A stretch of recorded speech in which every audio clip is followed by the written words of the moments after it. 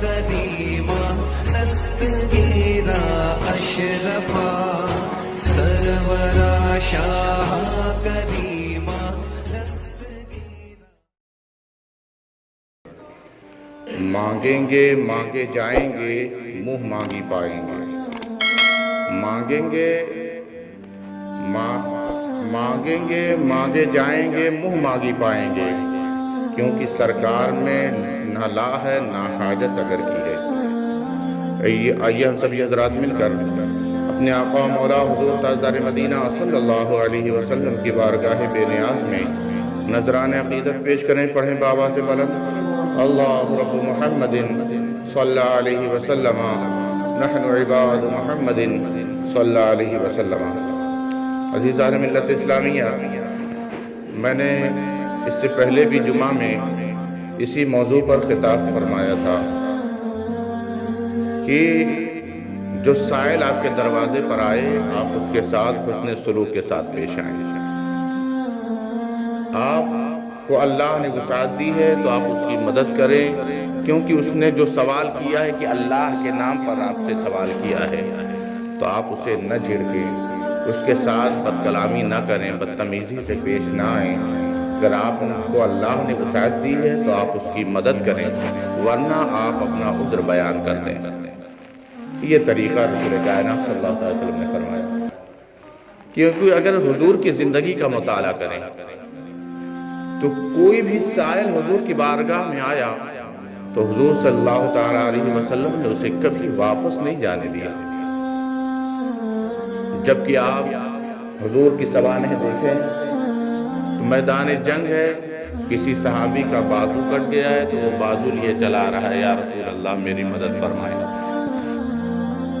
ایسے موقع پر حضور فرما سکتے تھے کہ میرا یہ کام نہیں ہے، یہ کسی ڈاکٹر یا حکیم کا کام ہے، اے اللہ کے بندے تم اس جانب اپنا رخ پھیرو. حضور نے کبھی نہیں فرمایا، بلکہ اپنا لعاب دہن لگایا اور اس کے ہاتھوں کو جوڑ دیا، اللہ نے اسے درست فرما دیا. کسی صحابی کی آنکھ نکل جاتی ہے میدان کارزار میں، حضور کی بارگاہ میں آ کر عرض کرتا ہے یا رسول اللہ میرا یہ حال ہے، مجھ پر رحم فرمائیں، میری مدد فرمائیں. حضور نے لعاب دہن لگا کر آنکھوں کو ان کی جگہ پر ڈال دیا، اپنا دست مبارک پھیرا، اس کی آنکھوں کو درست کر دیا. ایسے بے شمار واقعات حضور سرور کائنات صلی اللہ علیہ وسلم کی زندگی سے ہمیں ملتے ہیں کہ کوئی بھی سائل آئے کبھی حضور صلی اللہ علیہ وسلم نے اسے واپس نہیں کیا. اور قرآن پاک بھی اس کا حکم دیتا ہے وَأَمَّا السَّائِلَ فَلَا تَنْهَرْ. اس آیت کریمہ کا مفہوم یہ ہے کہ اگر کوئی سائل تمہارے پاس آئے تو اسے نہ جھڑکو، اسے واپس نہ کرو. آپ دیکھیں کہ جو سائلوں کے ساتھ بدتمیزی کرتا ہے، بد کلامی کرتا ہے، انہیں ایذا پہنچاتا ہے، تو اس کے ساتھ پروردگار عالم کیا اس کا حشر فرماتا ہے. ایک بڑا ہی سخی آدمی ہے، بڑا ہی مالدار ہے، اللہ نے اسے دل سے بھی نوازا ہے. اکثر و بیشتر دولت والے بخیل ہوا کرتے ہیں کہ اللہ کے دیے ہوئے مال کو اللہ کی راہ میں خرچ کرنے سے بہت کتراتے ہوئے نظر آتے ہیں. دولت بہت سو کے پاس ہوتی ہے لیکن دل والے کم ہوا کرتے ہیں. ایسا ہی ایک مالدار ہے جو دور دور تک شہرا ہے، دور دور تک یہ بات پھیل چکی ہے کہ فلاں شخص بڑا سخی ہے، وہ اللہ کی راہ میں اپنے مال کو لوگوں میں قربان کیا کرتا ہے، نچھاور کیا کرتا ہے، لوگوں کی مدد کیا کرتا ہے. اس کے دروازے پر سائلوں کا ہجوم لگا رہا کرتا تھا. اور اللہ کا وعدہ یہ ہے، بندہ یہ کیوں بھول جاتا ہے کہ اللہ کا وعدہ ہے کہ تم میری راہ میں اگر ایک دو گے تو اس کا بدلہ میں تمہیں 10 دوں گا. ایک کے بدلے 10 دینے کا وعدہ پروردگار عالم نے فرمایا ہے. لیکن اس کے باوجود یہ بندہ اگر مسجد میں ہی اگر اللہ کی راہ میں دینا ہو تو ہر شخص گھروں سے چھٹا لے کر آتا ہے. وہ 5 روپیہ 2 روپیہ 10 روپیہ چھٹا کرا کر آتا ہے، کہیں زیادہ نہ چلا جائے. حدیث پاک میں ہے اور کتابوں میں موجود ہے کہ اگر تم تنگ دستی میں مبتلا ہو، تم پریشان حال ہو، تو اللہ سے تم کاروبار کرو، وہ کاروبار کا طریقہ کیا ہے کہ صدقہ کرو اللہ کی راہ میں، اللہ کی راہ میں صدقہ کرو، پروردگار عالم تمہیں مالدار بنا دے گا، تمہیں دولت سے نواز دے گا۔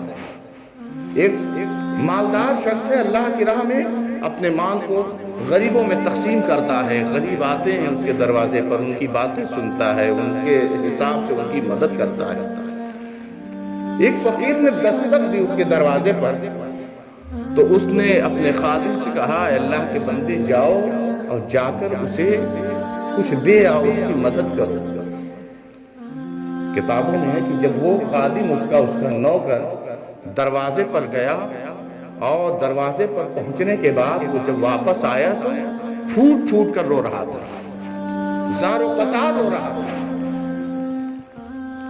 اس کے مالک نے اس سے پوچھا اے اللہ کے بندے بتاؤ آخر تمہارے اس ٹوٹ ٹوٹ کر رونے کی وجہ کیا ہے، کیوں اس قدر روئے جا رہے ہو، کیا بات ہے، کیا تم نے باہر دیکھا ہے؟ کہ میرے مالک میں تم سے پہلے کہیں اور ملازمت کیا کرتا تھا، آج میں نے اس شخص کو دیکھا ہے اپنے یہاں سائل کی شکل میں جس کے ہاں پہلے میں خادم تھا، جس کا میں پہلے نوکر تھا، وہ بڑا مالدار شخص تھا، لیکن میری نگاہوں نے دیکھا تھا کہ اگر کوئی سائل آتا اس کے دروازے پر تو وہ اسے جھڑک کر بھگا دیا کرتا تھا، اپنی زبان سے اسے ہر طرح کی ایذائیں پہنچاتا تھا، لوگوں کے سامنے اسے ذلیل کرتا، بے عزت کرتا۔ اور میری نگاہوں نے دیکھا کہ ایک مرتبہ ایک سائل کو اس نے جھڑک دیا اور اسے ایذائیں پہنچائی، اسے ذلیل کیا، تو اس نے ایک آہ بھری اللہ کی بارگاہ میں اور واپس ہوا۔ اے میرے مالک سنو، جس دن وہ سائل اس کے دروازے سے ہٹا اسی دن سے اس کی تباہی اور تنگدستی شروع ہو گئی، اس کا مال ختم ہوتا گیا اور وہ پریشانیوں میں مبتلا ہوتا چلا گیا، حتیٰ کہ اس کا سارا مال ختم ہو گیا۔ اب اسے مجھے دینے کے لیے اجرت نہ تھی، اس نے مجھے آزاد کر دیا، اور اے اللہ کے بندے آج میں نے اس کا یہ حال دیکھا ہے کہ وہ آج ہمارے دروازے پر سائل کی شکل میں موجود ہے۔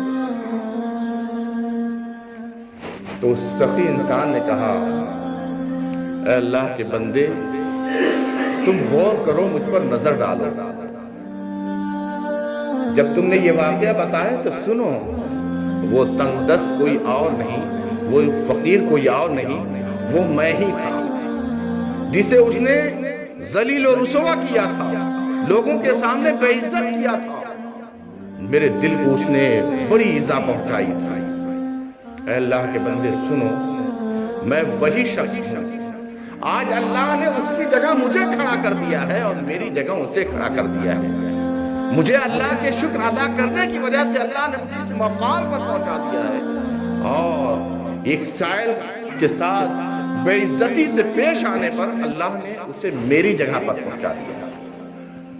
آپ جانتے ہیں کہ ایسے عادت و اطوار سے، ایسے فعل سے اپنے آپ کو ہمیشہ باز رکھے، اپنے آپ کو بچا کر رکھے، کیونکہ فقیروں کی آہ کبھی رائیگاں نہیں جاتی۔ حضرت علامہ اقبال کا نام آپ نے سنا ہے، جنہوں نے یہ کلام لکھا، سارے جہاں سے اچھا ہندوستاں ہمارا۔ کتابوں میں ہے کہ وہ ان کے بچپن کا زمانہ تھا، ابھی کم عمری ہے، وہ اپنے مدرسے سے ہاتھوں میں ایک ڈنڈا لیے ہوئے واپس اپنے گھر آ رہے تھے، دروازے پر ایک سائل کو دیکھا جو سوالی بن کر کھڑا تھا، بچپن کا زمانہ تھا، انہیں مسخری سوجی اور انہوں نے ایک ڈنڈا ایسے چلا کر مارا اور اس کا جو کاسا تھا وہ ٹوٹ کر بکھر گیا۔ ان کے والد محترم اتنی دیر میں حاضر ہوئے اور جب انہوں نے اس حرکت کو دیکھا وہ پھوٹ پھوٹ کر رونے لگے۔ علامہ اقبال فرماتے ہیں میں نے اس سے زیادہ اپنے والد کو کبھی روتا ہوا نہیں دیکھا، میں نے اپنے والد کو اتنا روتے ہوئے کبھی دیکھا ہی نہیں پوری زندگی میں کہ میرے والد محترم اس قدر پھوٹ پھوٹ کر روئے اور اس سے معافیاں مانگی، اس نے جب تک معاف نہیں کر دیا، میرے والد محترم نے اسے جانے نہیں دیا اور اس کی اپنی حیثیت سے بڑھ کر اس کی خدمت کی اور معافی تلافی کرنے کے بعد اسے نصرت کیا۔ اور علامہ اقبال کو بڑی تنبیہ فرمائی کہ میرے بیٹے سائل کے ساتھ کبھی بے رخی سے نہ پیش آؤ، بڑی مجھے نصیحتیں کی۔ علامہ اقبال جیسا شخص اپنے والد محترم کو کبھی اس سے زیادہ روتا ہوا نہیں دیکھا، اس بنیاد پر کہ ان کے بیٹے نے ایک سائل کے ساتھ غلط طریقے سے پیش آئے۔ اس لیے ہمیں بھی اپنی اولادوں کو نصیحتیں اچھی کرنی چاہیے، اور اولادیں عادت و اطوار، حرکات و سکنات، فعل دیکھ کر خود وہ اپنے آپ کو اسی سانچے میں ڈالتے ہیں۔ آج ہمارے افعال خود ہی اچھے نہیں، ہمارے اعمال خود ہی اچھے نہیں، تو ہماری اولادیں کہاں سے نیک ہوں گی؟ جب والدین نیک اور پرہیزگار ہوتے ہیں تو ان کی اولادیں بھی اسی کے اعتبار سے ہوا کرتی ہیں۔ اے اللہ کے بندو، جو ظالم حکمران مسلط ہیں یہ ہمارے اپنے اعمال کا نتیجہ ہے۔ اگر ہم اپنی زندگی میں سدھار پیدا کر لیں اور اللہ کے فرمان کے مطابق ہماری زندگی گزرے تو آپ یقین جانیں پروردگار عالم کا وعدہ ہے تم ہی سربلند رہو گے، تم ہی غالب رہو گے جب تک تم فرمان رسول پر عمل پیرا رہو گے، اللہ کے قوانین پر عمل پیرا رہو گے تو تم ہی غالب رہو گے۔ اور تم نے اگر اپنا رخ پھیرا تو تم پر ایسے ہی ظالم حکمران مسلط کر دیے جائیں گے۔ پروردگار عالم کی بارگاہ میں دعا ہے، پروردگار عالم ہمیں نیک صالح اور اپنا فرما بردار بندہ بنائے، ہمیں عمل خیر کی توفیق عطا فرمائے اور ہمیں اپنے گناہوں پر تائب ہونے کی توفیق عطا فرمائے، ہم سب کو عمل خیر کی توفیق عطا فرمائے۔ وما علینا الا البلاغ، استغفر اللہ ربی من کل ذنب واتوب الیہ۔